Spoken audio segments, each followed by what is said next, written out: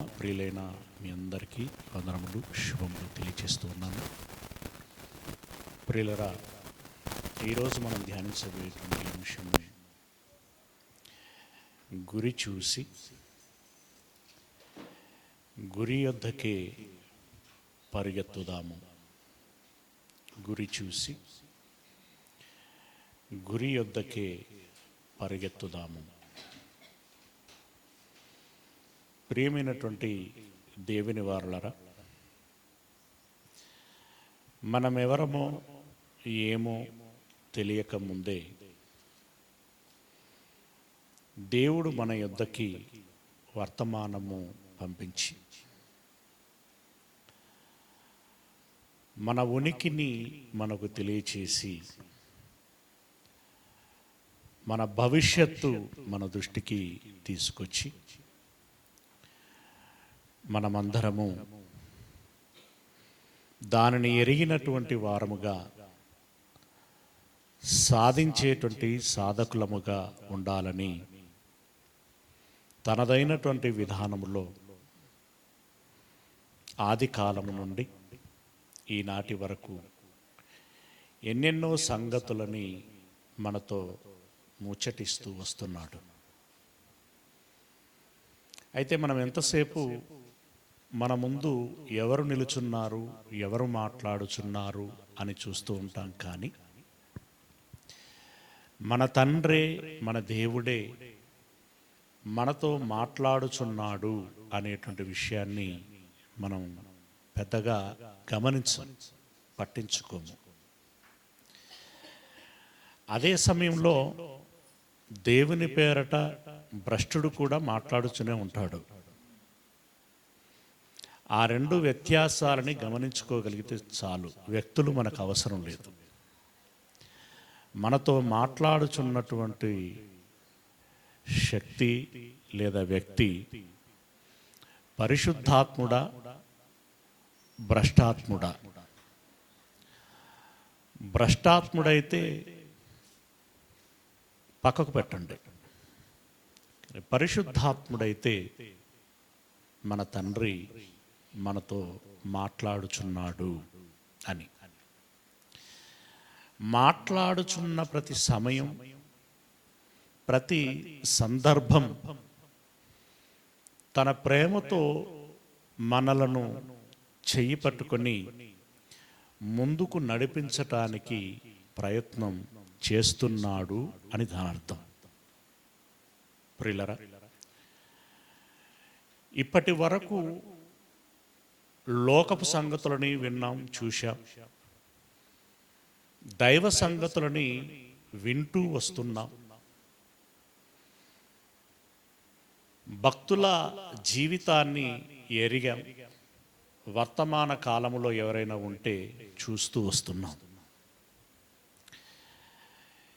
ఇంత విన్నటువంటి, ఇంత ఎరిగినటువంటి మనకు ఒక లక్ష్యం, ఒక గురి, ఒక పట్టుదల, ఒక ఆరాటం,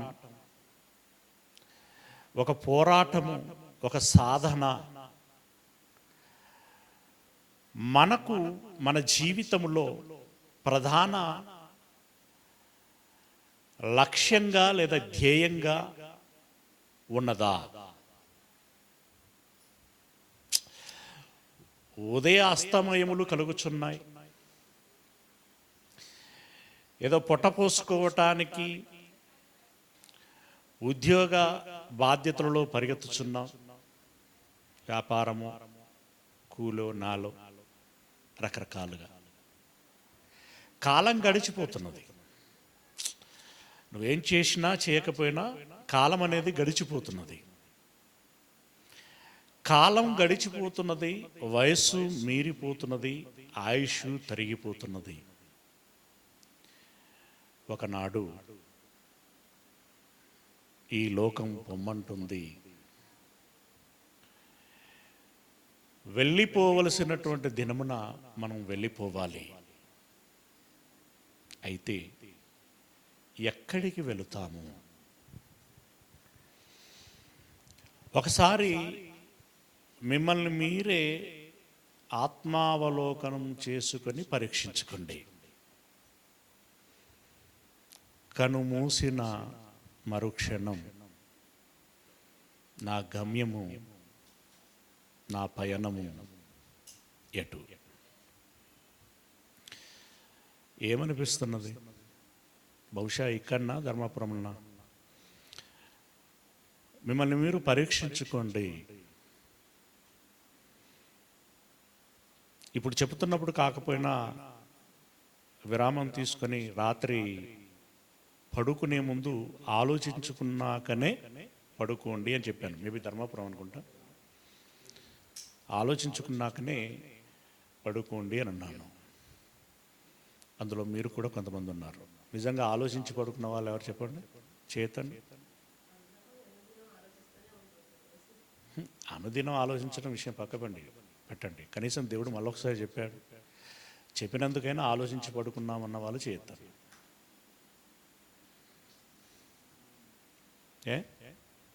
పట్టింపు లేదా? రమేష్ అన్న చెప్పిండు అని అనుకున్నావు కదా, అందుకు ఆలోచించలేదు. అంతే కదా. ఏం మీరు రమేష్ అన్న చెప్తున్నాడు అనుకుంటున్నారా? అలా అయితే మీరు గౌరవం ఇవ్వరు. It's sure, damn sure. దేవుడు చెబుతున్నాడు అని అనుకుంటే,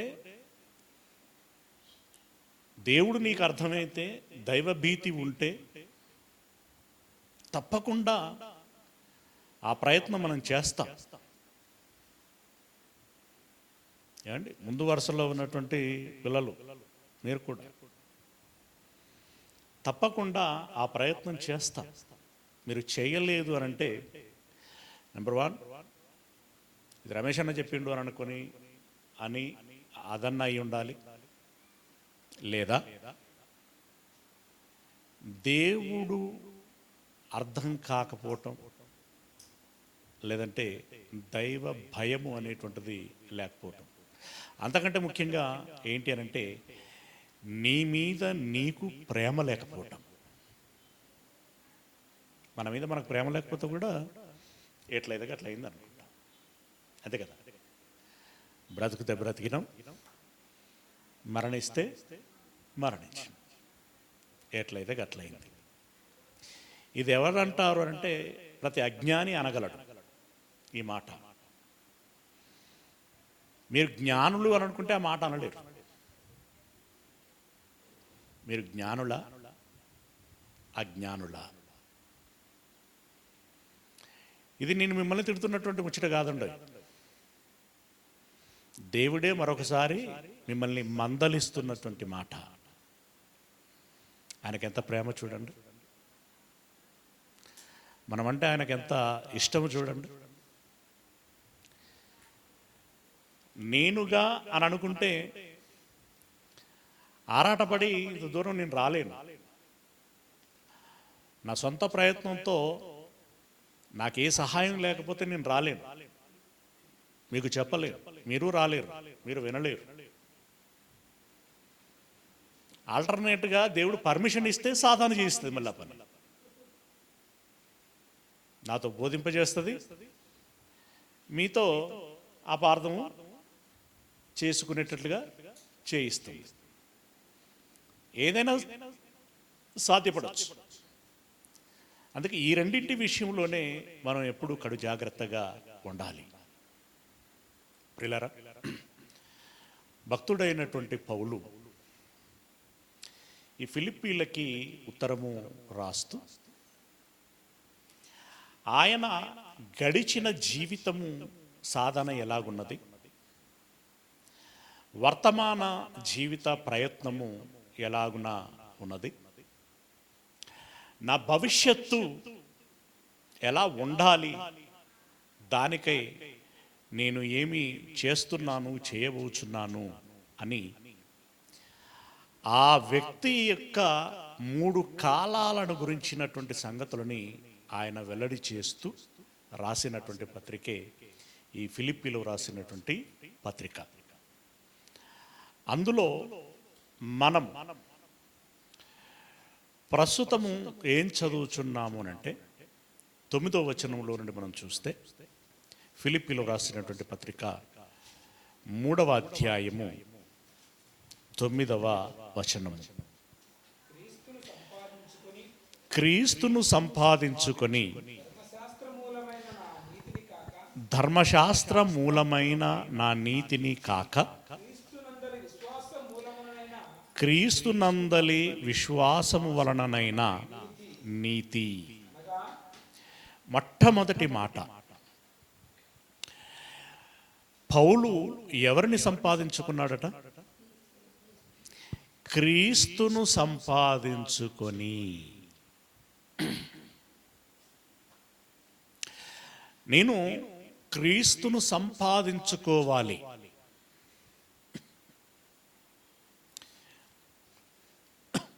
క్రీస్తును సంపాదించుకోవటం అంటే ఏంటి? క్రీస్తును కొనుక్కోవటమా? అసలు క్రీస్తును సంపాదించుకోవటము ఇది కొంచెం ప్రత్యేకంగా అనిపించట్లేదు ఈ సెంటెన్స్. క్రీస్తును సంపాదించుకొని. ప్రియులరా, ఎవరికి వాళ్ళంగా క్రైస్తవులము అని అనుకుంటున్నాం, కానీ క్రైస్తవులు కాదు. అనుకున్న వాళ్ళందరూ క్రైస్తవులు కాదు. క్రైస్తవులైనటువంటి వారు జాగ్రత్తగా మనం గమనించినట్టయితే, క్రీస్తును సంపాదించుకోవటం అనంటే దాని అర్థం క్రైస్తవ్యాన్ని సంపాదించుకోవటం.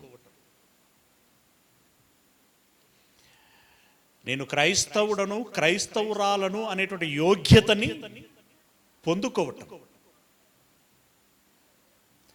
ఆ యోగ్యత ఎవరైతే పొందుకుంటారో వారే క్రైస్తవులు.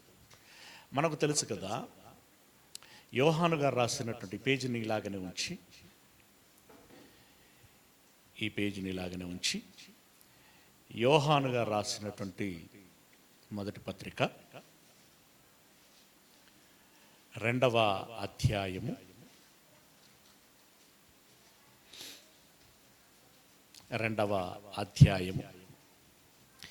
5-6 వచనాలు.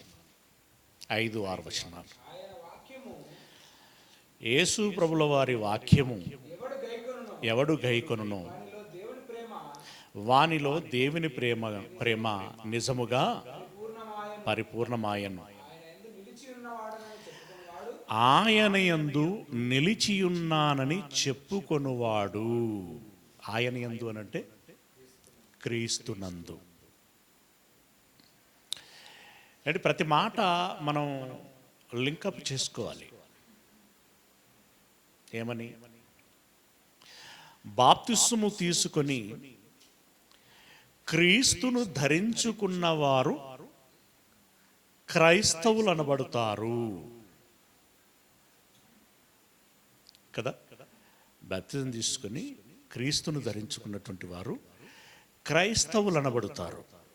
ఇది మనకి గలతీ పత్రిక, యాకోబు పత్రిక రకరకాలైనటువంటి సందర్భాలలో చెప్తారు. క్రీస్తు యేసునందు ఉన్నవారు. ఇక మీదట ఏమనబడరు అని అన్నాడు, ఏమనబడతారు అని అన్నాడు. గ్రీసు దేశస్థుడని, యూదుడని అనబడక మనమందరము క్రీస్తు యేసునందు ఏకమై ఉన్నాము. ఇక్కడ వాడబడినటువంటి పదం చూడండి. ఆయన యందు నిలిచి ఉన్నవాడనని చెప్పుకొనువాడు. ఆయన యందు నిలిచి ఉండటం అంటే క్రీస్తునందు క్రీస్తులాగా క్రీస్తు సారూప్యత కలిగి జీవించటం. క్రీస్తు సారూప్యత కలిగి జీవించినటువంటి వాడు క్రైస్తవుడు, క్రైస్తవురాలు. అలా జీవిస్తున్నానని ఎవరైనా చెప్పుకుంటే అది ఆయన ఎలాగూ నడుచుకొనినో అలాగే తానును నడుచుకొన బద్ధుడై ఉన్నాడు. క్రీస్తులాగా నడుచుకొన బద్ధులమై ఉన్నాం కంపల్సరీ. అలా నడుచుకున్న నాడు మనము ఆయన యందు ఉన్నామని దీని వలన తెలుసుకొనుచున్నాము.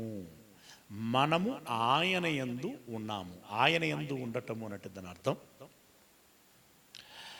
తండ్రి, కుమార, పరిశుద్ధాత్మల యొక్క ఆలోచన ఏదైతే ఉందో ఆ ఆలోచనలో మనము ఉన్నామని దాని అర్థం.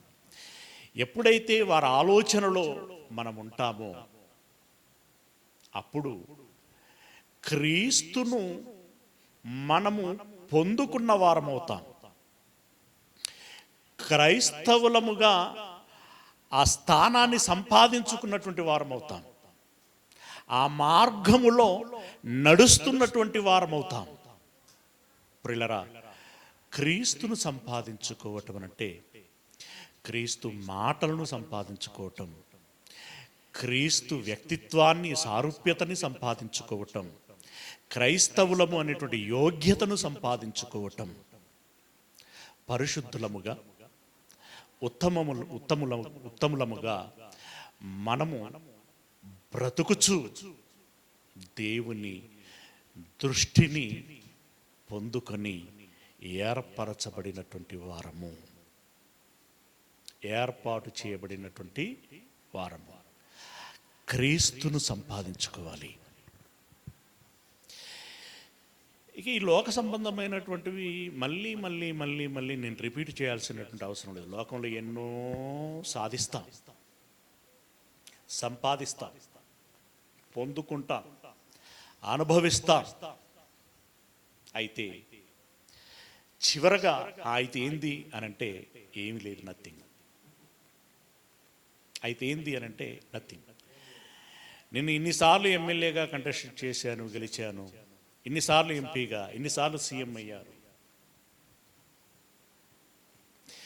ఆ నితీష్ కుమార్ ఏదో 8 సార్లు 11 సార్లు అనుకుంటా సీఎం అయ్యాడట. ఆయనకి వరల్డ్ లెవెల్లో మొన్న గెలిచినప్పుడు ఏదో ప్రైజ్ ఇచ్చారు. ఆయనకి వరల్డ్ రికార్డ్ అనమాట, అన్నిసార్లు సీఎం అవటం. అయితే ఇప్పుడు ఏంది, అయితే ఏంది అనంటే ఏమీ లేదు. ఇక్కడ దేవుడు ఇచ్చినటువంటి అవకాశం మేరకి నువ్వు సీఎం అయ్యావు. కానీ ఇక్కడ సీఎంఏ, పరలోకంలో నువ్వెవరు? అసలు నీకు ఎంట్రీ ఉందా? ఇది మనం ఆలోచించుకోవాల్సింది. సంపాదించుకోవటము అనంటే ప్రియులరా, ముందు యోగ్యతను సంపాదించుకోవటం అని దాని అర్థం. తిరిగి ఫైనల్గా చెప్పటం ఏంటంటే క్రీస్తును సంపాదించుకోవటం అంటే యోగ్యతని సంపాదించుకోవటం. ఓకే, కంటిన్యూ చేద్దాం. ఫిలిప్పీయులకు రాసిన పత్రిక. క్రీస్తును సంపాదించుకొని ధర్మశాస్త్ర మూలమై ఉన్నటువంటి నా నీతిని కాక క్రీస్తునందలి విశ్వాసము వలననైనటువంటి నీతి. ధర్మశాస్త్రము వలననైనటువంటి నీతి కాదు. గమలీయేలు పాదముల యొద్ద కూర్చొని నేర్చుకున్నటువంటి దాని ప్రకారము నేను ఏ దోషము లేకుండా నిజాయితీగానే దానిలో కొనసాగాను. It's okay. బట్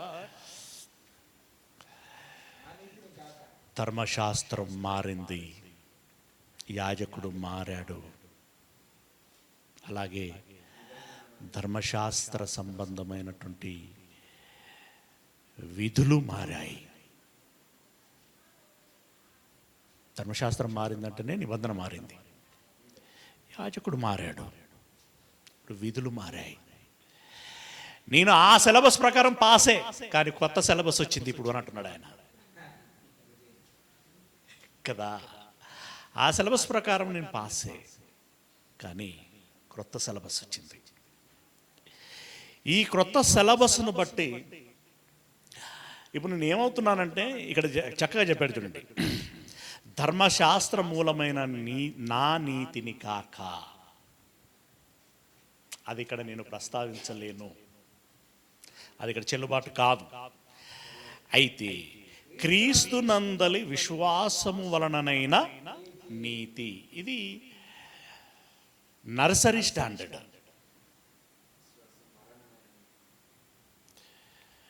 అబ్రహాము దేవుని నమ్మెను, అది అతనికి నీతిగా. ఏ స్టాండర్డ్ ఇది?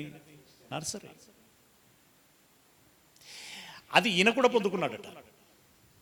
కేవలము నమ్మి నీతిమంతుడయ్యాడు ఇక్కడి వరకు. యేసుప్రభుల వారి బోధకాలంలో అయితే ఇప్పుడు మమ్మల్ని ఏ క్రియ చేయమంటావు అని అన్నారు వాళ్ళు. అప్పుడు ఏమన్నాడంటే, మీరు నమ్ముకోండి, దేవుని నమ్మండి, అదే మీరు చేయు క్రియ అని అంటాడు.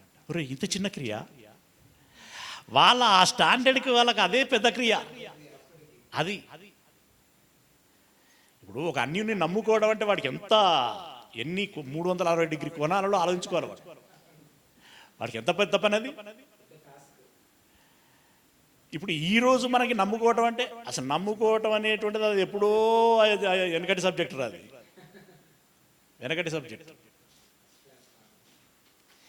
ఇప్పుడు అబ్రహాము కేవలం నమ్ముట వలన నీతిమంతుడు అవ్వలేదు, తన కుమారుణ్ణి బలిగా అర్పించి క్రియల మూలముగా. అంటే ఇది గ్రాడ్యుయేషన్ లెవెల్ అన్నమాట. ఎక్కడి నర్సరీ, ఎక్కడి గ్రాడ్యుయేషన్ కదా. ఇక్కడ నేను నమ్ముకోవటం మూలంగా నీతిమంతుడనయ్యాను. మనం కూడా అంతే. మనం ఎప్పుడైతే ఈ వార్తను ఎరిగామో, ఎప్పుడైతే నమ్ముకున్నామో, నిజాయితీగా నమ్ముకున్నామో, అప్పుడు మనం నీతిమంతులం ఒక స్టాండర్డ్. ఓకే, ఆ విషయాన్ని ఇక్కడ చెప్తూ, విశ్వాసమును బట్టి దేవుడు అనుగ్రహించి నీతి గలవాడనై ఆయన యందు అగుపడు నిమిత్తము అగుపడు నిమిత్తమును. అంటే ఆయన ఏం కోరుకుంటున్నాడంటే, నేను దేవుని దృష్టికి ఎన్నటికైనా, ఇప్పుడు స్టార్టింగ్లో ఏ సర్టిఫికెట్ అయితే పొందుకున్నానో, ఈ సర్టిఫికెట్ ఇప్పుడు నర్సరీలో ఫస్ట్ క్లాస్ వచ్చాడండి. నర్సరీలో ఫస్ట్ క్లాస్ వస్తారు కదా, ఏం చేసి వస్తారు? ఈ బొమ్మ తీసుకుపోయి అక్కడ పెట్టి వచ్చినా ఫస్ట్ క్లాస్ అండి. ఏదో ఫస్ట్ క్లాస్ వచ్చిండు, ఎల్కేజీలో ఫస్ట్ క్లాసే రావాలనుకున్నాడట, యూకేజీలో ఫస్ట్ క్లాసే రావాలనుకున్నాడట, ఫస్ట్ క్లాస్లో ఫస్ట్ క్లాస్ రావాలనుకున్నాడట, second class, third class, fourth class. నేను ఏ క్లాసులో ఉన్నా కూడా ఫస్ట్ క్లాస్లో ఉండాలి, ఆయన లక్ష్యం అట. అది పాయింట్ అర్థమవుతుంది. ఏ క్లాసులో అంటే ఏ స్టాండర్డ్, ఏ లెవెల్లో, ఏ సంవత్సరం చూసుకున్నా కూడా అని దాని అర్థం. ఎక్కడైనా సరే నేను మొదటి స్థానంలో ఉండాలి. అంటే మొదటి స్థానంలో మీన్స్ ఇప్పుడు ఫస్ట్ క్లాస్లో పాస్ అయ్యిండు, సెకండ్ క్లాస్లో పాస్ అయ్యిండు, థర్డ్ క్లాస్లో పాస్ అయ్యిండు అనేది ఇట్లా ఇస్తారు కదా. ఆ రకంగా ఉత్తీర్ణతలో నేను ఫస్ట్ క్లాస్లో పాస్ అవ్వాలి అని లక్ష్యంగా పెట్టుకున్నాడట. ఆ విషయాన్ని ఇక్కడ చెబుతూ, ఆ నీతి గలవాడనై ఆయన యందు అగపడు నిమిత్తమును. ఇక్కడ పులి స్టాప్ ఇట్లా కామ పెట్టిండు. అంటే దాని అర్థం ఏంటంటే, నేను నీతి గలవాడనై ఆయన యందు అగుపడాలి. ఎప్పటికీ. అందుకోసం జాగ్రత్తగా గమనించండి, దేవుని దృష్టిలో పౌలు గారు నీతిమంతుడిగా కనిపించాలట. ఎప్పుడు అంటే ఎప్పటికీ, ఎనీ టైం. అందుకోసము ఇప్పుడు చాలామంది చదువుకునేటువంటి వాళ్ళు వారు ఒక ప్లాన్ చేసుకుంటూ ఉంటారు. ఏ సబ్జెక్టును ఎప్పుడు చదవాలి, ఉదయం ఏం చదవాలి, సాయంత్రం ఏం చదవాలి అని చెప్పేసి దాని గురించి ఒక ప్లానింగ్ చేసుకుంటూ ఉంటారు. ఆ షెడ్యూల్ ప్రిపేర్ చేసుకుంటూ ఉంటారు, రాసి పెట్టుకుంటూ ఉంటారు. కొంతమంది దాన్ని ఫాలో అవుతారు, ఆ టార్గెట్ రీచ్ అవుతారు కూడా. కొంతమంది రాసుకుంటారు కానీ అది అలవాట్లో ఉండదు. సాధనలో ఉండదు. బట్ ఈయన పెట్టుకున్నాడు. అది ఏం ఈ వర్డ్ మర్చిపోకూడదు. ఏంటది? తాను నీతిమంతుడై ఉండాలి. ఎవరి దృష్టిలో? దేవుని దృష్టిలో. ఎప్పుడు?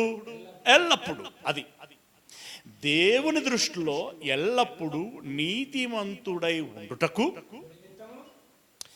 అని అంటున్నాడు. ఏమంటున్నాడంటే, మొదటిసారిగా నన్ను నర్సరీలో చేర్చుకొని నన్ను పాస్ చేసింది మా గురువు. అదే చెప్తున్నాడు ఆయన. నర్సరీలో నన్ను చేర్చుకొని నన్ను పాస్ చేసింది నా గురువు. ఇక నెక్స్ట్ లెవెల్, నెక్స్ట్ స్టాండర్డ్ ఏదైతే ఉంటుందో దానిలో నా గురువు సహాయముతో నా వంతుగా నేను ప్రయత్నం చేసి అదే ఫస్ట్ క్లాసులో పాస్ అవ్వాలి. అంటే ఆ నీతిని నేను కంటిన్యూ చేయాలి. అందుకోసం నేను ఏం చేస్తున్నానంటే అని అంటున్నాడు, ఏ విధము చేతనైనను. ఏ విధం అంటే ఏందో చెప్పండి ఒకసారి. ఏ విధం అంటే నువ్వు గిర్రున తిరుగుతావా, ఎగురుతావా, దూకుతావా, అరుస్తావా, కరుస్తావా, నవ్వుతావా, భరిస్తావా, బాధపడతావా, బాధ పెడుతావా, ఏదైనా కానివ్వండి, ఏదైనా కానివ్వండి. కానీ నువ్వేం నిలబెట్టుకోవాలి? నీ నీతిని నిలబెట్టుకోవాలి. అంటే ఇది ఎట్లా ఉంటుందంటే చాలా సెన్సిటివ్గా ఉంటుంది. కోపపడుడి కానీ పాపము లైక్ ఏది ఏమైనా సరే మొత్తానికి నేను సాధించాలి. ఏ విధము చేతనైనా అంటే చూడండి ఎలా కనపడుతుంది మీకు, ఎలా కనపడుతుంది. కొంతమంది అండి జీవితంలో పూర్వం నుండి వచ్చినటువంటి ఏదో పాలిపగలో లేకుంటే ఇంకేదో పగ, వ్యాపారంలోనూ ఇక్కడనో అక్కడనో ఇక్కడనో వాళ్ళ అయ్యను మోసం చేసినాను, తాతను మోసం చేసినాను, ఎన్నటికైనా వాడిని కడ తీర్చాలి అని కొందరు లక్ష్యంగా పెట్టుకుంటారండి. దానికోసం వాడి సర్వ ఆస్తులు కోల్పోవటానికైనా సిద్ధపడతాడు. వాడి కోసం వీడి ఎత్తుగడలో భిక్షగాడి అవతారం ఎత్తి బట్టలు దింపుకొని గడ్డం పెంచుకొని ఆ గడ్డం మీద ఉమ్ము ఊంచుకొని ఏమండి గొంగడి కప్పుకొని చలిలో వణుక్కుంటూ ప్లాట్ఫామ్ మీద కూర్చొని వాడి కోసం కాచుకొని ఉంటాడు. అంటే ఇది నేను మంచిదని చెప్పట్లా.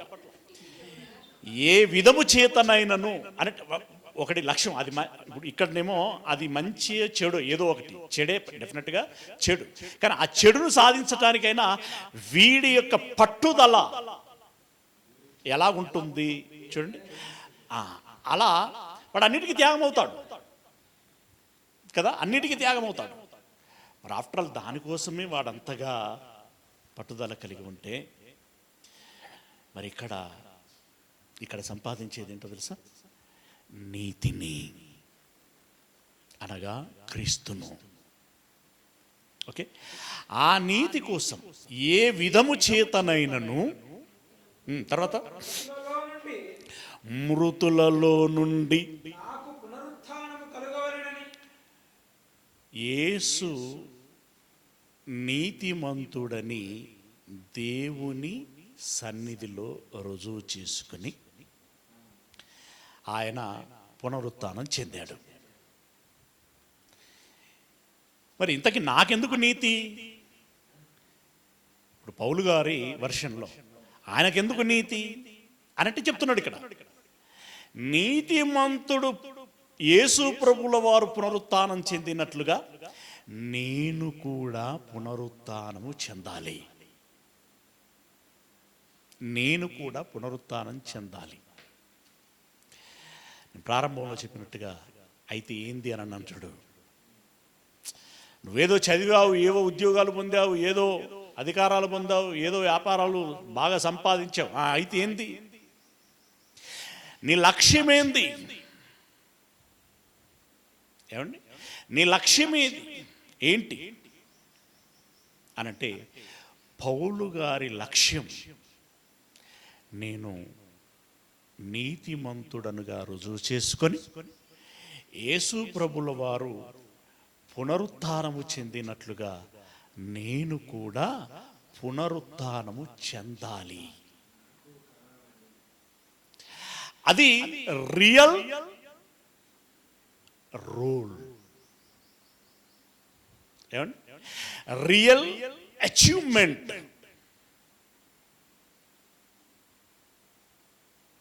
ఒక మనిషి జీవితంలో అత్యంత ఉత్తమోత్తమైనటువంటి సక్సెస్ ఏదైనా ఉంది అనంటే అదే. నువ్వు వింబుల్డన్ గెలుస్తావా, వరల్డ్ కప్ గెలుస్తావా, ఇది కాదు. అది తప్పు అని కూడా అనను, కానీ అది ఏంటి, టెంపరీ. బట్ ఇది ఎవర్ లాంగ్ రికార్డ్. ఇది నీ నీ యొక్క సాధనలో నీ యొక్క అచీవ్మెంట్ ఏంటి అనంటే, మొదటగా నీతిని కాపాడుకో, రెండవదిగా పునరుత్థానము చెందు, మూడవదిగా పరలోకమును సాధించు. అంటే వస్తాయి, మనం ముందు చదువుతా ఉంటే పదాలు వస్తూ ఉంటాయి. పరలోకమును సాధించు. ఆ పరలోకములో నిత్య సంతోషమును సాధించు. అది నీ నిజమైన గెలుపు. ఏమండి, అందులో ఇక కాంప్లిమెంట్లు ఇంకేవేవో ఉంటాయి, అవన్నీ దానిలో భాగం. ఆ మాటే పౌలు గారండి, వాటే గ్రేటెస్ట్ మ్యాన్. ఇంత గురి కలిగి, ఇంత లక్ష్యం పెట్టుకొని, ఇంత పట్టుదల కలిగి, ఇంత రోషంతో ఇంతగా ప్రయత్నించటము అనేటువంటిది మోస్ట్లీ మనకు బైబిల్లో హిస్టరీలో యేసుప్రభుల వారి తర్వాత మనకు పౌలు గారే కనిపిస్తారు. అందుకే ఆయన అంత ధైర్యంగా చెప్పగలిగాడు, నన్ను పోలి నడుచుకోండి. నన్ను పోలి. క్రికెట్లో ఒక రోల్ మోడల్ ఉంటాడు కదా, వింబుల్డన్లో ఒక రోల్ మోడల్ ఉంటాడు కదా. మొన్న ఒక ఆయన ఎవరు వచ్చారు కదా, రేవంత్ రెడ్డి ఆయన తోటి తిరిగాడు కదా.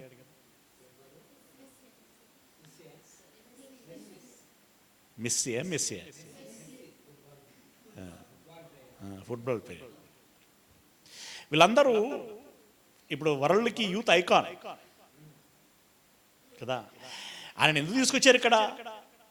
ఆ ఫుట్బాల్ని ఇక్కడ ఎంకరేజ్ చేద్దాం, ప్రమోట్ చేద్దాం కదా. కానీ ఇప్పుడు మనకు రోల్ మోడల్ ఎవరవ్వాలి అని అంటే పౌలు అవ్వాలి. అఫ్కోర్స్ యేసుప్రభుల వారు ఎలాగో, ఆ తర్వాత ఎవరైనా ఇప్పుడు మళ్ళీ యేసుప్రభు దగ్గరికి వచ్చేసరికి ఎంతైనా అని ఆయన గురించి కొంచెం మనం ఒక హయ్యర్ పొజిషన్లో కూర్చుంటే పెట్టి, నువ్వు వేరయ్యా మేము వేరయ్యా అని అలా పెడతాం. కాబట్టి కనీసం ఇప్పుడు ఎవరిని చూడాలి? ఇప్పుడు పౌలుని చూడాలి. ఆ పౌలు గారు అంటున్నటువంటి మాట, ఏ విధము చేతనైనను మృతులలో నుండి నాకు పునరుత్థానము కలగవలనని. ఇవన్నీ ఇప్పుడు మనం మాట్లాడుకునేటువంటి మాటలు, పౌలు గారు చెప్పిన మాటలు ఏమి కూడా మనకు డైజెస్ట్ కావండి. ఇవన్నీ అవసరమానయ్యా? డైరెక్ట్ ఇస్తే కాదా? ఇంత కష్టపెట్టి ఇవ్వాలను. ఎండ దెబ్బ తగిలితేనే చెట్టు కింది రెమ్మగాలి విలువ నీకు తెలుస్తుంది, అంతే కదా. ఏమన్నాడు?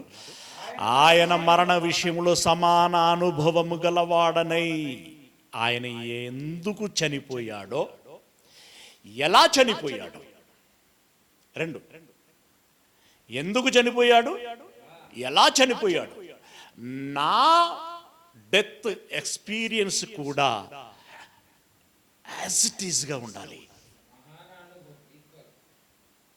Are you ready?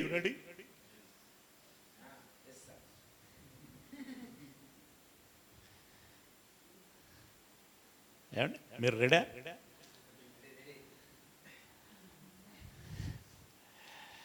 ఈ రెడీ అని నోటితో వచ్చినటువంటి మాట రేపు ఆచరణలో కూడా ఉండాలి. ఆయన ఓపెన్గా స్టేట్మెంట్ ఇచ్చాడు.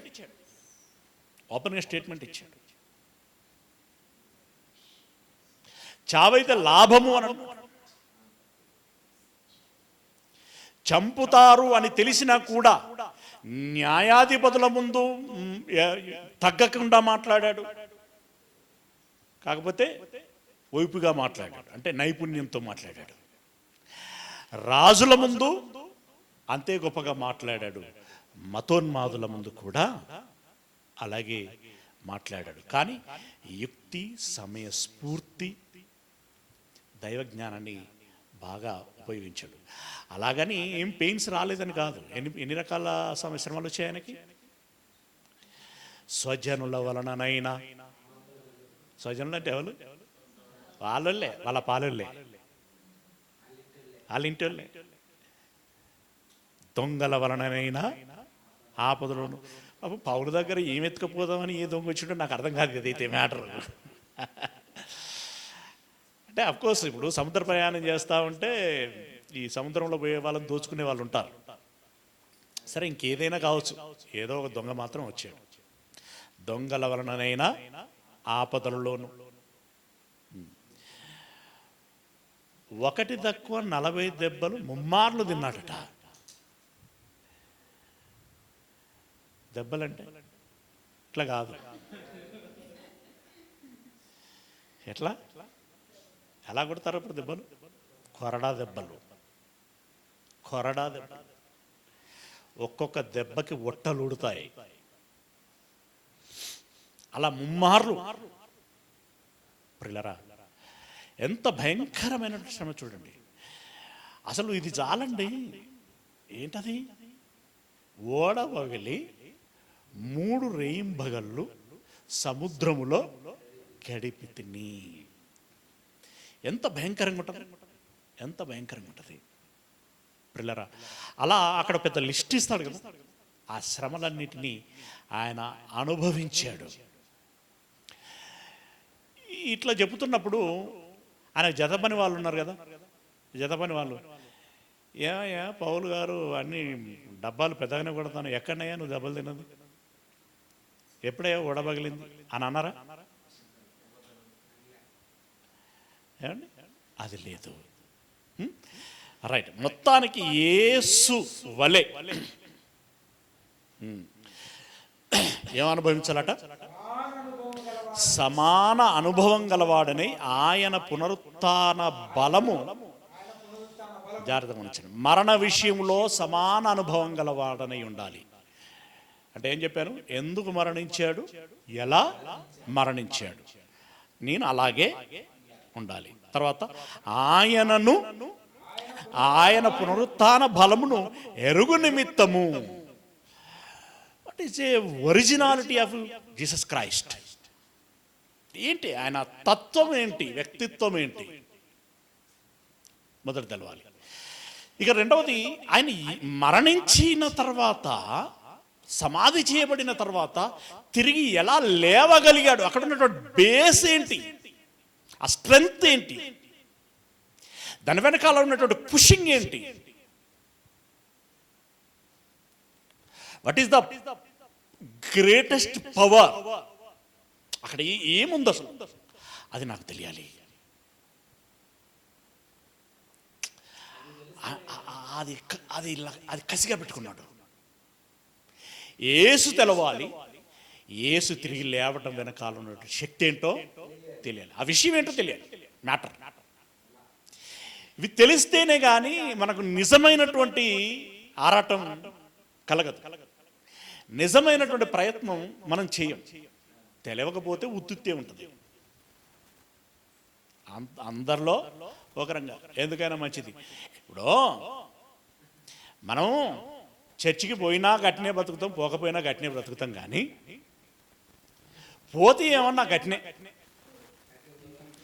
అడిషనల్గా అట్లా అరే అప్పుడప్పుడు వీడు చర్చికి వచ్చిండ్రా అనే కన్సిడరేషను ఉండకపోదా అని వస్తూ ఉంటారు చర్చికి.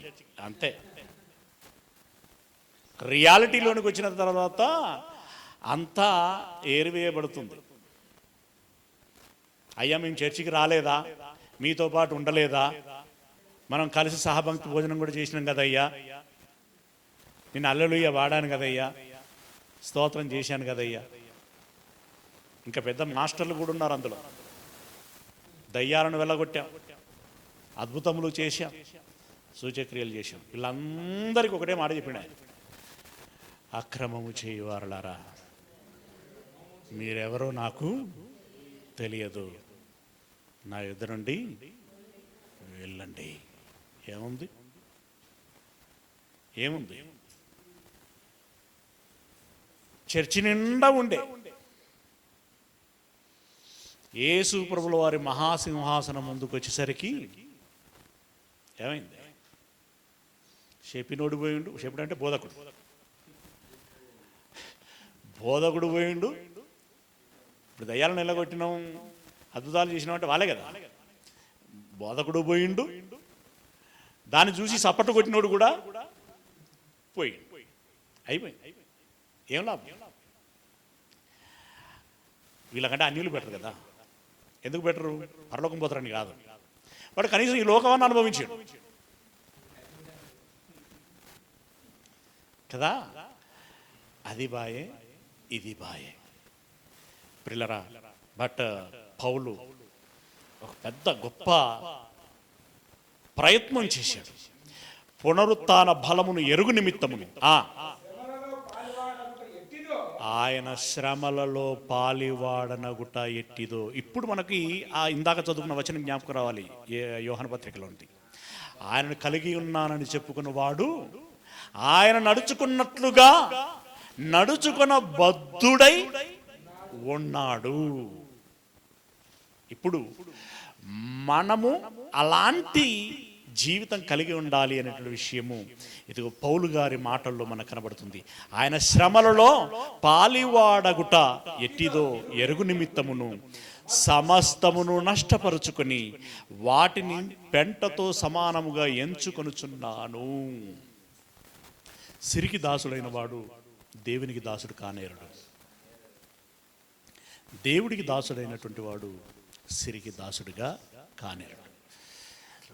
గనుక ఇవన్నీ నాకు తెలియాలి, ఈ ప్రాక్టీస్ నాలో ఉండాలి, ఈ అనుభవం నాలో ఉండాలి అనంటే ముందు ఈ లోకాన్ని త్యజించాలి.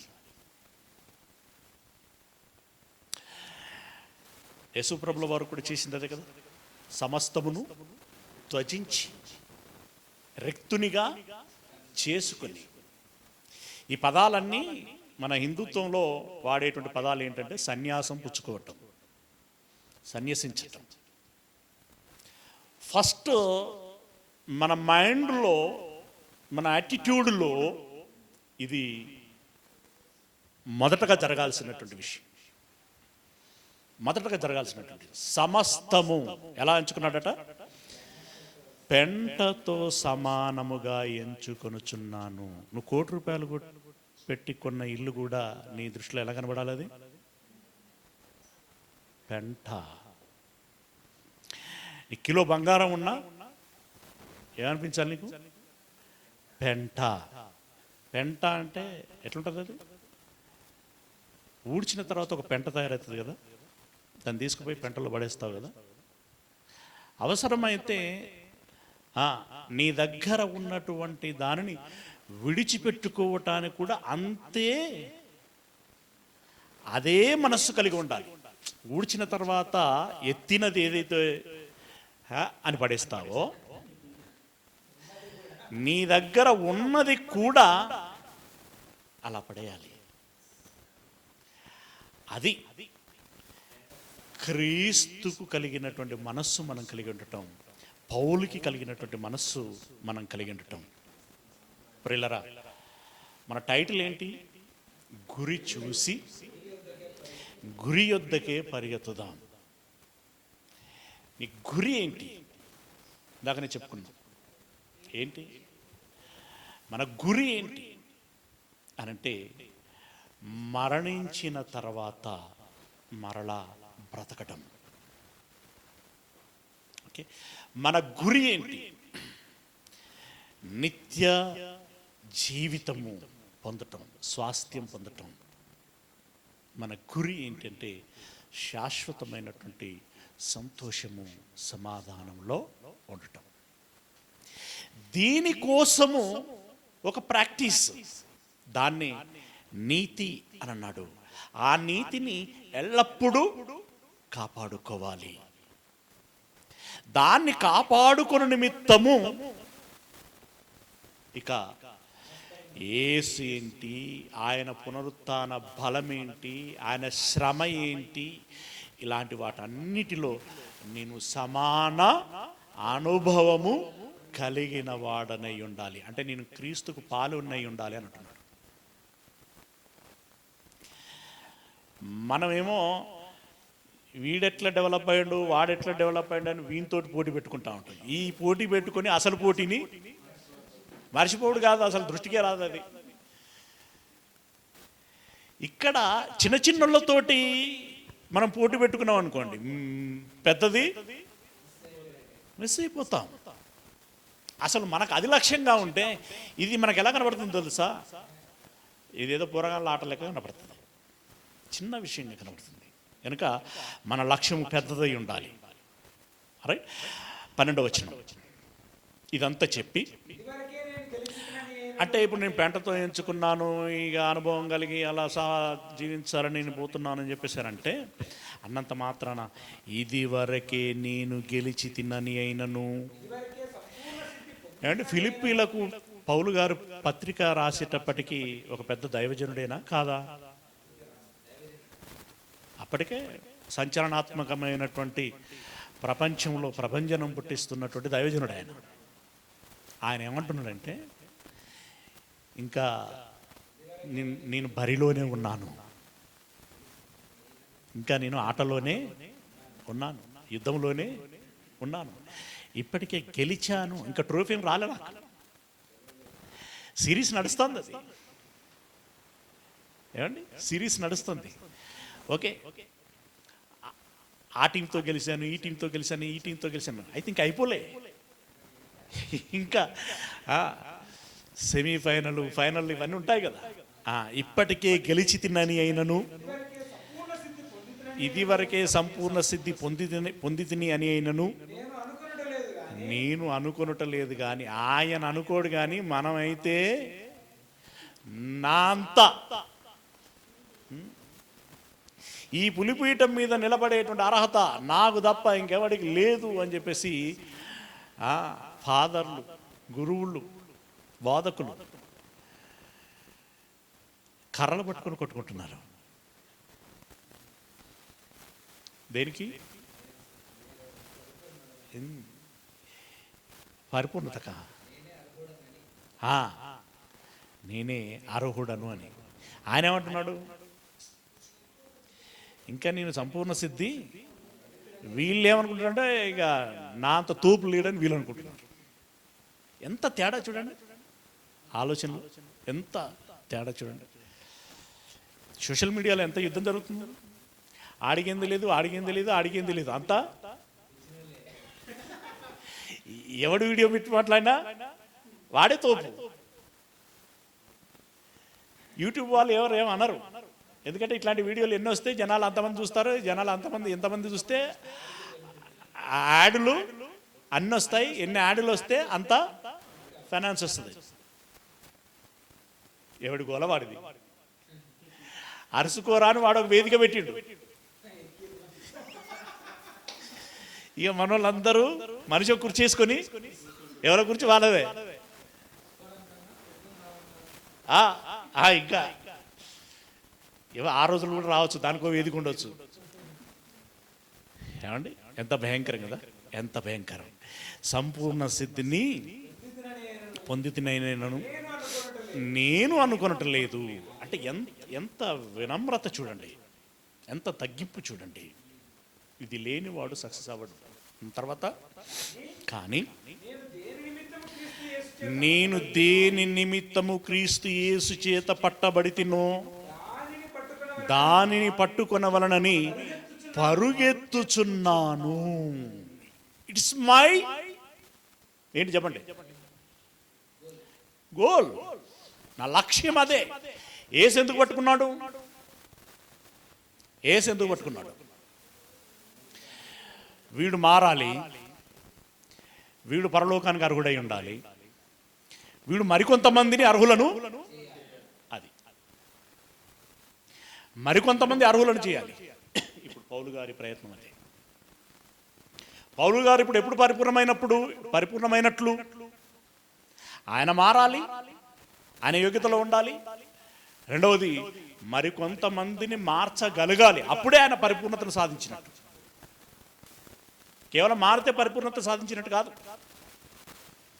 ఎందుకోసమైతే పట్టబడితినో దానిని పట్టుకునవలనని పరిగెత్తుచున్నాను. ఇక్కడ పరిగెత్తడం అంటే ఏంటండి? ఏమంటే బైకులు, కార్లు జ్ఞాపకం రాకూడదు ఇక్కడ.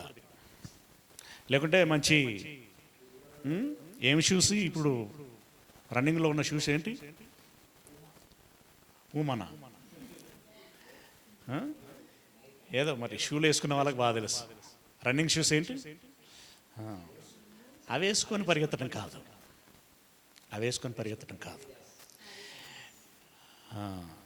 సరే ఏ దాసన కానీ పరిగెత్తటం అంటే ప్రతి నిమిషం నీ మదిలో ఒక ఆలోచన, ఒక ఆరాటం, ఒక తపన, ఒక ప్రయత్నం మానసికంగా జరగాలి. దానికి రిఫ్లెక్షన్గా శరీరం కదలాలి, అంతే. ఒక్క నిమిషం కూడా వృధా చేయకుండా నువ్వు ముందుకు సాగినట్టయితే నువ్వు పరిగెడుచున్నట్టు. లేదంటే నువ్వు పడుకున్నట్టు. పరిగెత్తుతావా, పడుకుంటావా? పడుకున్నవాడు ఎన్నడూ అభివృద్ధి చెందడు. పరిగెత్తినవాడు ఎంతో కొంత ప్రోగ్రెస్ చేస్తాడు. కనీసం అప్పుడప్పుడు వారి నిజాయితీగా వాడు చేసిన ప్రయత్నానికైనా టీచర్ ఏం చేస్తూ ఉంటుంది? సరే వాడు కష్టపడ్డాడు, అటెంప్ట్ చేయటమే కాదు, వాడు సీరియస్గా ప్రయత్నించాడు. వాడి ఐక్యూ, వాడి పరిస్థితులు, వాడి కుటుంబ నేపథ్యం ఏదో వాడిని కొంచెం వెనక్కి లాగింది. కానీ ప్రయత్నం అయితే అక్కడ కొంచెం ఏముంటుంది గురువుకి కదా, వాడి పట్ల తెలుగులో ఏమంటారు, ఇంగ్లీష్లో అయితే కన్సిడరేషన్ అంటాం, జాలి, సింపతి, అది మళ్ళీ ఇంగ్లీష్. వాడి పట్ల కొంచెం జాలి ఉంటుంది, జాలి పర్ఫెక్ట్ పదం. ఓకే, కనీసం ఆ ప్రయత్నం మనం చేస్తున్నాం. కుంటోడైనా సరే వాడు ఎగేసుకుంటూ పరిగెడుతున్నాడు అనుకోండి. ఇప్పుడు కాళ్ళు రెండు బాగుండి వాడు రీచ్ అయ్యాడు ఇన్ టైంలో. కుంటోడు బట్ ఎక్కడ తగ్గట్లా, వాడు ఫస్ట్ ప్రైజ్ అంటే 1, 2, 3 అయినా కూడా వీడు ఆగట్లా. అది ముందు పోయిన వాళ్ళు పోయిన్లు అయినా వీడు ఆగట్లా, పరిగెడుతూనే ఉన్నాడు. అని మెచ్చుకోవాలా లేదా? మెచ్చుకోవాలి, రైట్. అలా మనం జాగ్రత్తగా మనం ఏంటి అనేటువంటిది చూసుకొని ప్రతి నిమిషాన్ని సద్వినియోగం చేసుకునేటువంటి ప్రయత్నం చేయాలి. ఏమంటున్నాడు ఇక? సహోదరులారా,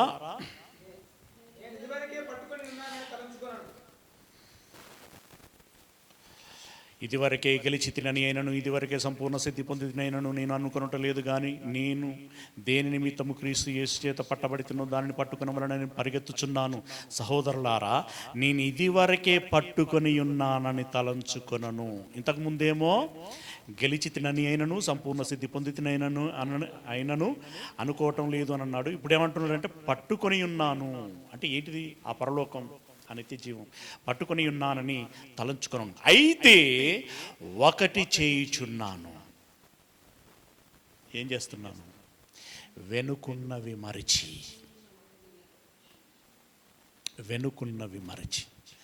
అంటే దాని అర్థం ఏంటో తెలుసా? ఇన్ని రోజులు ఏం ఆలోచించానంటే,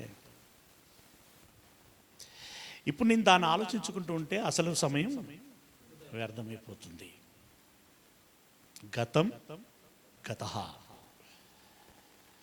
వెనుకున్నవి మర్చి అంటే ఇక 1,00,000 విషయాలు ఉంటాయండి అందులో, మీరు ఆలోచించుకోవాలి. ఓకే, వెనుకున్నవి మరచి ముందున్న వాటి కొరకై వేగిరపడుచు క్రీస్తు యేసునందు దేవుని ఉన్నతమైన పిలుపునకు కలుగు బహుమానమును పొందవలయునని గురి యొద్దకే పరిగెత్తుచున్నాను. వెనుకున్నవి మరిచి ముందున్న వాటి కోసం వేగిరపడుచున్నాను.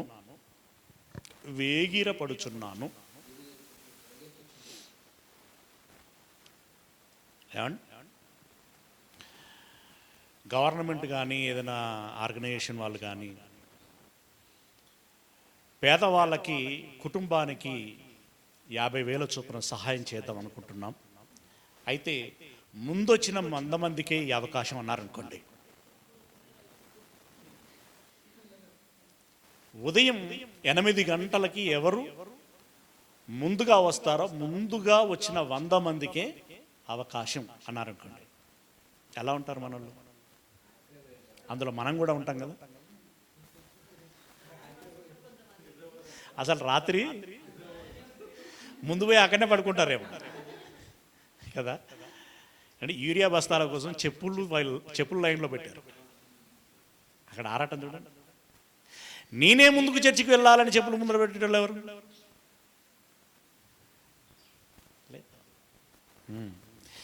అయితే ఇక్కడ క్రీస్తు యేసునందు దేవుని ఉన్నతమైనటువంటి పిలుపునకు కలుగు బహుమానమును పొందవలనని గురి యొద్దకే పరిగెత్తుచున్నాను.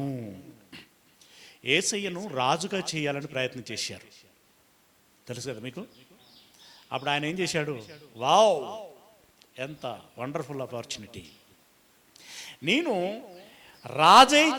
ఈ రాజై దేశానికి సేవ చేసేటువంటి గొప్ప అవకాశం. మనం ప్రతి పొలిటీషియన్ ఏ డైలాగ్ కొడతాడు? ఈ అధికారం మాటున నేను సంపాదన ఎలా సంపాదించుకుందాము అనేటువంటి ఎత్తుగడలో ఉంటాడే తప్ప ఏమంటే సేవ ఉండదు. కానీ బయటకు మాత్రం ఏం చెప్తాడు? ఇన్ని రోజులు నేను ఎంతో సంపాదించుకున్నాను, ఇక మీదట నేను సమాజ సేవకు అంకితం కావాలనుకుంటున్నాను, మీరు నాకు అవకాశం ఇస్తే మీకు సేవ అంటే అందులో మంచి పదాలు చాలా చక్కగా పేర్కొంటాడంటే, ఏమండి, మీకు సేవ చేసుకునేటువంటి అదృష్టాన్ని నాకు ఆ భాగ్యమును నాకు ఇవ్వండి. మనలో అక్కడే బురుడి కొడతారు. కానీ ప్రియులరా, ఇదిగో యేసయ్యకు ఆ అవకాశం వస్తే ఆయన దాన్ని ఏం చేశాడు? బాబాయ్, వీళ్ళు చూస్తూ ఉంటే తీసుకొచ్చి కుర్చీ వేసి అక్కడ కూర్చుండబెట్టి పూలు జాలి ఇంకేదేదో చేసేటట్టున్నారని చెప్పేసి కనిపించకుండా పారిపోయాడట. ఇంత గడుచున్నటువంటి పౌలు కూడా అందుకోసం ఏమైనా ప్రయత్నం చేస్తే యూదుల వరకన్నా లీడర్ కాకపోనా?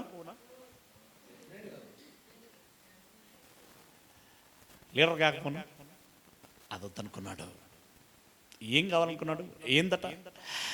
దేవుని ఉన్నతమైన పిలుపునకు కలుగు బహుమానం. జనులారా నా యొద్దకి రండి. దేనికోసం పిలుస్తున్నాడు? చేతులు మనకి ఆ 90వ కీర్తనలు ఉంటుంది కదా, నరులారా తిరిగి రండి. దేనికోసం? నా దగ్గర ఉండటం కోసం, నిత్యము ఉండటం కోసం. ఆ పిలుపులో నిత్య జీవం ఉంది, నిత్య స్వాస్థ్యం ఉంది, నిత్య ఆనందం ఉంది, సంతోషం ఉంది, సమాధానం ఉంది, సంతృప్తి ఉంది. అంతకు మించిన బహుమానం మరొకటి ఉండదు. నిత్య జీవము ఇచ్చేది నన్నున్నదియే, నేను మీకు చేసినటువంటి వాగ్దానం. అంతకు మించినటువంటి ఫలము మరొకటేమీ లేదు. ఆ ఫలమును పొందుకొనవలనని, అది నా లక్ష్యం. యేసయ్య అన్నాడు, నేను జయించి నా సింహాసనమునందు కూర్చుండి ఉన్న ప్రకారం జయించు వారిని నాతో పాటు నా సింహాసనములో కూర్చుండబెట్టుకొందును. ఇప్పుడు నీకేం కనబడాలి? నీ దేవుడు కనబడాలి, ఆ దేవుడు నా లోకం కనబడాలి, ఆ దేవుని కుడిపార్శ్వమున కూర్చున్నటువంటి యేసయ్య కనబడాలి, వారిరువురు కూర్చున్నటువంటి సింహాసనం కనబడాలి, ఆ సింహాసనములో నువ్వు కూర్చోవటం కనబడాలి, ఆ సంతోషము ఆనందం నీకు కనబడాలి. దానికంటే ముందు నీ పునరుత్థానము నీకు కనబడాలి.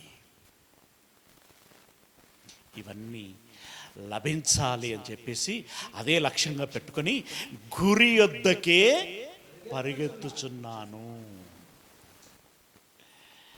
ఏమండి, నీ కారు, నీ బైకు, నీ సైకిలు, నీ 2 కాళ్ళు దుండిగల్ నుండి నావిగేషన్ ఏ రూట్లలో, ఏ సందులలో ఎటేటు ఉల్టా పల్టా తిరుగుతున్నదో కానీ ఆ ప్రయాణం మాత్రం చివరికి ఎక్కడి దాకా చేరాగాలి? ఎక్కడి దాకా చేరాగాలి? పరలోకమునకు చేరాగాలి. అంటే నా బుల్లెట్ బండి కూడా పరలోకం పోతుంది అనకు. నీ ప్రయాణం తెల్లారు లేస్తే నువ్వు ఎటు పరిగెడుతున్నావో, ఎటు నడుస్తున్నావో, నువ్వు ఏం చేసినా కూడా అందులో ఏముండాలి? నేను ఎప్పుడు చెప్తాను, నువ్వు చదివే చదువు, చేసే ఉద్యోగం, చేసుకున్న పెళ్లి, కన్న పిల్లలు, కట్టుకున్న ఇల్లు, కొనుక్కున్న వాహనం, నీ దేహం దేనికోసం వాడబడాలి? దేవుని కోసం వాడబడాలి. అదే పరుగు. ఆ పరుగు యొక్క గమ్యం ఏమై ఉండాలి? పరలోకం, నిత్య జీవం. ఆ గురి యొద్దకే పరిగెత్తుచున్నాను. కాబట్టి మనలో సంపూర్ణమైన వారందరము ఈ తాత్పర్యమే కలిగి ఉందము. ఇప్పుడు మీరేమనుకుంటున్నారు? ఎంతో కొంత అయితే ప్రోగ్రెస్లో ఉన్నాం కదా? ఉన్నామా? మనం మార్కులు వేసుకున్నాం కనీసం. నీకు నువ్వే వేసుకోకపోతే నీ పక్కనోడు ఎవడెత్తాడు? ఏమండి, నీ దేవుడు వేయాలి అనేటువంటిది ఫైనల్, అది కంపల్సరీ. కనీసం ఇప్పుడు నీ మీద నీకు ప్రేమ లేకపోతే నీకు ఆ ప్రయత్నం చేయవు. నీ మీద నీకు కాన్ఫిడెన్స్ లేకపోతే నువ్వు ముందుకు సాగలేవు. ఏమండి, వాటన్నిటిని దృష్టిలో పెట్టుకొని ఇప్పుడు ఏమంటుండంటే, సరే నేను ఎంతో కొంత తెలుసుకున్నాను, ఎంతో కొంత సాగుతున్నాను అని అనుకుంటే ఇప్పుడు మీరు ఏ తాత్పర్యం కలిగి ఉండాలి?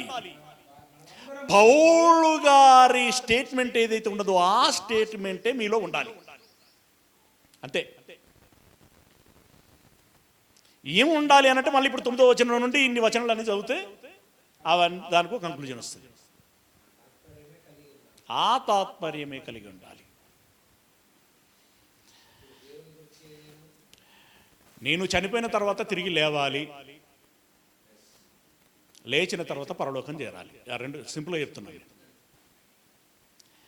పరలోకం చేరాలి, తిరిగి లేవాలి అనంటే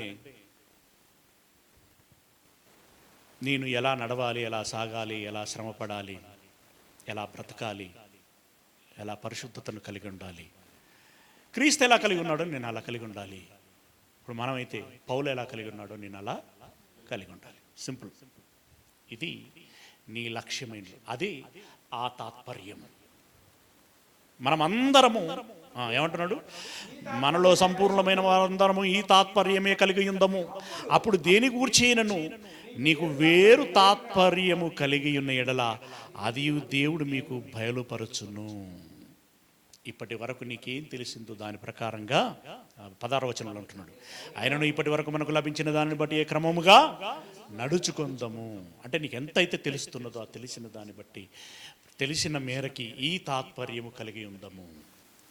తదనంతరం ఇంకేమైనా తెలిస్తే ఇంకా దాంట్లో డెవలప్ అయ్యేటువంటి ప్రయత్నం చేద్దాము. ఈరోజు నేను మీ దృష్టికి తీసుకొచ్చినటువంటి విషయం ఏంటంటే,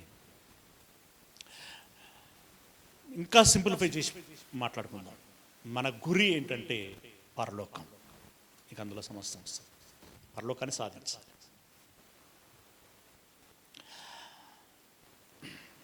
గురి చూసి, అంటే గురి అది కదా, గురి యొద్దకు పరిగెత్తుదాం. అంటే ఆ గురి యొద్దకి ఇదిగో ఇప్పుడు పౌలు గారు ఎలాగైతే పరిగెత్తుచున్నాడో మనం కూడా అలా పరిగెత్తాలి. అయితే పరిగెత్తు నాయనా అని చప్పట్లు కొట్టి ఈ లోకం మనల్ని ప్రోత్సహిస్తా?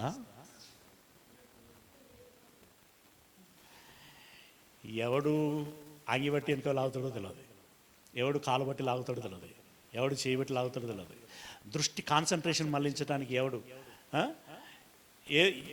ఏదో పిచ్చి పిచ్చి స్వరాలు, లేదా పిచ్చి పిచ్చి దృశ్యాలు, ఇలా రకరకాలుగా నిన్ను నీ మైండ్ని డైవర్ట్ చేసేటువంటి ప్రయత్నం సాగుతూ ఉంటుంది.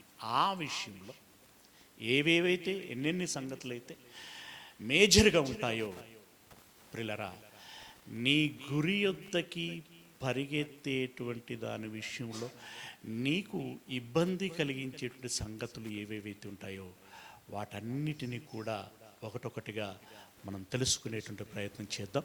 దేవుని చిత్తమైతే అది వచ్చే వారము కొనసాగించుకుందాం. Okay, all the best.